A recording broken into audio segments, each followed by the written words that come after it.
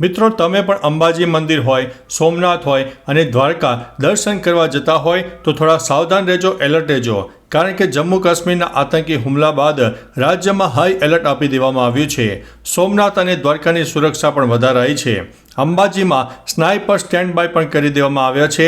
Railway station અને airport ઉપર બાજ નજર રાખવામાં આવી રહી છે. હવે મિત્રો, વિસ્તારથી વાત કરીએ તો જમ્મુ કાશ્મીરના પહેલગામમાં 22 એપ્રિલે થયેલા આતંકી હુમલામાં 27 નિર્દોષ લોકોના મોત થયા છે.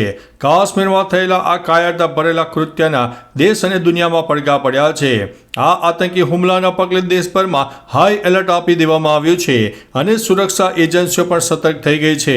અમદાવાદ સહિત રાજ્યભરમાં એલર્ટ આપવામાં આવ્યું છે, જ્યારે પોલીસ તેમજ એજન્સીઓએ કોઈ અનિચ્છનીય બનાવ ન બને તે માટે પણ ધ્યાન રાખી રહી છે.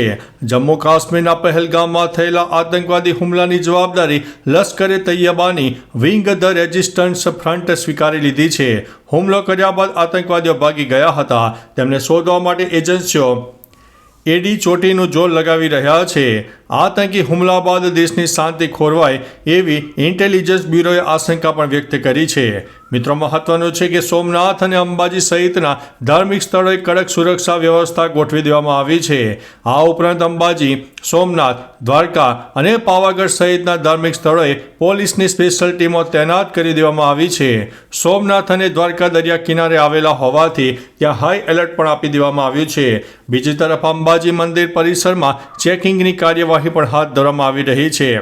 અંબાજી મંદિરમાં સ્નાઇપર પણ સ્ટેન્ડ બાયમાં કરી દેવામાં આવ્યા છે. બનાસકાંઠા એસપી અક્ષયરાજ મકવાણાએ જણાવ્યું છે કે અંબાજી મંદિરમાં સ્નાઇપર સ્ટેન્ડ બાય કરી દેવામાં આવ્યા છે, જ્યારે એસઓજીની ટીમ પણ મંદિર ખાતે તૈનાત કરી દેવાઈ છે. ક્વિક રિસ્પોન્સ ટીમ આજથી મંદિરમાં રહેશે. મંદિરમાં આવતા તમામ શ્રદ્ધાળુઓનું ચેકિંગ કરવામાં આવશે, જ્યારે કોઈ અનિચ્છનીય બનાવ ન બને તે માટે તૈયારીઓ પણ કરી દેવામાં આવી છે. તો ચાલો મિત્રો, ફરીથી એક નવા સમાચાર લઈને મળતા રહીશો. ત્યાં સુધી અમને રજા આપશો. નમસ્તે.